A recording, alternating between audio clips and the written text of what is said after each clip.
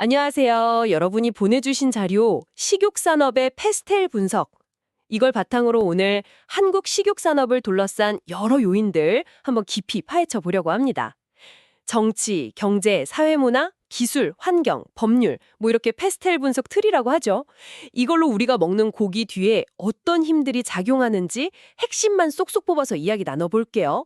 이 산업 이해하시는데 좀 지름길이 되지 않을까 싶습니다. 자, 그럼 어디부터 시작해 볼까요? 정치적 요인부터 짚어볼까요? 정부 정책, 특히 뭐 FTI 같은 무역 협정의 영향이 아리 크잖아요. 네, 맞습니다. 자유무역협정, FTA가 대표적이죠. 관세가 단계적으로 철폐되면서요. 예를 들면 미국산 쇠고기는 2026년에 이제 무관세가 되거든요. 아, 무관세? 네, 그러다 보니까 수입육 가격이 싸지고 그 결과로 한국이 미국산 쇠고기의 최대 수입국이 됐습니다. 2021년 수입액만 해도 거의 2조 8천억 원이었으니까요. 와, 엄청나네요. 그렇죠.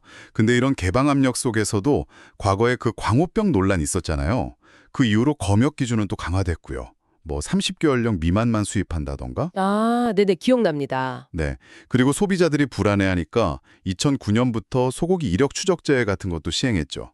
이게 다 정부가 이제 식품 안전이나 신뢰, 이걸 확보하려고 노력하는 거라고 볼 수 있습니다. 그렇군요. 그럼 이제 경제적 요인으로 넘어가서 경제 상황 변화도 우리 식탁이랑 바로 연결되잖아요. 재밌는 게 소득 늘면서 1인당 육류 소비량이 작년 2023년에 60kg을 넘었더라고요. 추정 60.6kg. 이게 처음으로 쌀 소비량 56.4kg보다 많아진 거래요. 맞아요.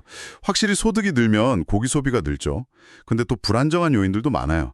예를 들면 국제 곡물 가격, 이거 완전 사료비랑 직결되거든요. 아, 그렇죠. 사료값. 네. 2021년, 22년 그때 우크라이나 전쟁 때문에 사료값 엄청 뛰었잖아요. 그때 축산 농가들 정말 힘들었거든요. 이런 비용 상승은 결국 최종 고기 가격에 반영될 수밖에 없는 거고요. 그렇죠. 또 이제 경기가 안 좋아지면 아무래도 비싼 한우보다는 수입육이나 돼지고기 쪽으로 수요가 좀 몰리는 경향도 나타나고요. 하긴 그럴 수 있겠네요. 아, 그리고 한국만의 그런 문화적인 것도 있잖아요. 3월 3일은 이제 뭐 거의 삼겹살 데이로 다들 아시고 1인 가구 느는 거나 이런 것도 좀 영향이 있겠죠? 그럼요. 식생활 자체가 서구화되면서 전반적으로 고기를 더 선호하게 됐죠. 특히 돼지고기는 1인당 소비량의 거의 절반 가까이 차지할 정도로 인기가 많잖아요. 네, 삼겹살, 목살. 그렇죠. 근데 또 동시에 보면 건강이나 환경 아니면 동물복지 이런 거에 대한 관심도 엄청 높아졌어요. 그래서 채식하는 분들도 이제 150만에서 200만 명 정도로 추산될 만큼 늘었고요. 의식적으로 고기 좀 덜 먹으려는 분들도 생겨나고 있죠. 아, 네. 주변에도 좀 있는 것 같아요. 네. 그래서 기업들도 보면 소포장 제품 늘리고 아니면 동물복지 인증 받았다 이런 제품 내놓고 이런 변화에 발맞추고 있는 거죠. 이런 사회적인 변화가 결국 기술 발전이랑도 연결되는 것 같아요. 요즘 축산업에도 첨단 기술이 막 들어온다면서요? 네, 맞아요. 소위 푸드테크라고 하죠. 식품 기술 혁신이 아주 활발합니다. 가축 관리하는데 사물인터넷, IoT나 인공지능 AI 같은 거 접목한 스마트팜 기술이 점점 보급되고 있고요. 오, 스마트팜. 네, 더 나아가서는 아예 단백질 공급원 자체를 바꾸려는 시도도 주목해야 돼요. 식물성 재료로 고기 맛이랑 식감 만든 거 있잖아요. 대체육. 그 시장이 점점 커지고 있고요. 2025년엔 한 295억 원 정도? 그리고 동물 세포를 직접 배양해서 만드는 배양육. 연구도 엄청 빠르게 진행 중이에요. 배양육이요? 세포로 만든 고기? 네, 싱가포르나 미국은 이미 배양육 판매 승인까지 했어요. 이런 기술들이 기존 식육 산업에는 좀 도전이 될 수도 있겠지만 또 새로운 기회가 될 수도 있는 거죠. 와, 신기하네요. 근데 기술이 환경 문제 해결에 도움이 될 수도 있겠지만 또 식육 산업 자체가 환경에 주는 영향도 만만치 않잖아요. 축산업이 온실가스 배출 많이 한다, 이런 얘기도 있고요. 아, 중요한 지적이세요. 실제로 우리나라 농업 부문에서 나오는 온실가스 배출량의 80% 이상이 가축 키우는 과정에서 나온다고 알려져 있거든요. 80%나요? 네. 근데 또 반대로 기후변화가 이 산업에 직접 피해를 주기도 해요. 매년 여름 폭염 때문에 죽는 가축 수가 늘어서 2024년엔 무려 155만 마리가 폐사했어요. 이건 기록적인 피해죠. 155만 마리. 네. 그리고 조류 인플루엔자 AF나 아프리카 돼지혈병 ASF 같은 가축 전염병, 이것도 확산 위험이 기후변화랑 연관이 있다는 분석도 있고요.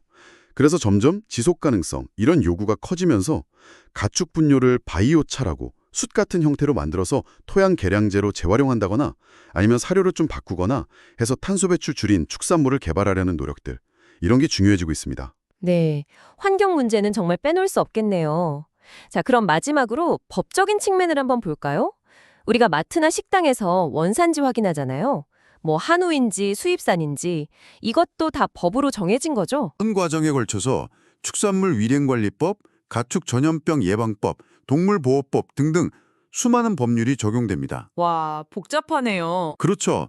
아까 말씀드린 소고기 이력 추적제나 식당 원산지 표시 의무화 이런 것들이 소비자의 알 권리랑 안전을 보장하기 위한 대표적인 법적 장치들이고요. 네네. 최근에는 또 사회적 관심사가 바뀌니까 예를 들어서 닭을 케이지 없이 키우는 거, 케이지 프리라고 하죠. 이런 동물 복지 기준을 강화하려는 움직임도 있고요. 또 아까 얘기한 대체육이나 배양육 같은 새로운 식품들, 이걸 법적으로 어떻게 정의하고 관리할 거냐, 이런 법규 마련이 새로운 과제로 떠오르고 있습니다. 이야, 이렇게 PST의 요인 하나하나 짚어보니까 우리가 그냥 먹는 고기 한 점에 정말 다양한 이야기들이 얽혀 있네요. 뭐 국제무역협상부터 기후변화, 첨단 기술 개발, 그리고 또 우리 소비자들의 가치관 변화까지 이게 다 연결돼서 식육산업의 현재와 미래를 만들고 있다는 생각이 확 드네요. 정확하십니다. FTA 같은 외부 환경 변화가 국내 시장의 경쟁 구도를 확 바꾸기도 하고요. 또 기술 발전은 환경 문제 해결에 어떤 실마리를 주기도 하지만 동시에 전통적인 생산 방식에는 큰 변화를 요구하죠. 그리고 건강, 환경, 윤리 이런 거에 대한 소비자들의 관심이 높아지는 게 기업들이 제품이나 생산 방식을 바꾸도록 압박하는 아주 중요한 힘이 되고 있고요. 오늘 이렇게 쭉 들어보니까 앞으로 우리가 고기라고 부르는 것의 의미가 어떻게 달라질지 또 어떻게 달라져야 할지 좀 궁금해지네요. 대체 단백질 기술이 더 발전하고 환경 문제가 더 중요해진다면 여러분의 식탁 그리고 마트에서의 선택은 또 어떻게 변할까요? 한 번쯤 생각해 보시는 것도 재밌을 것 같습니다.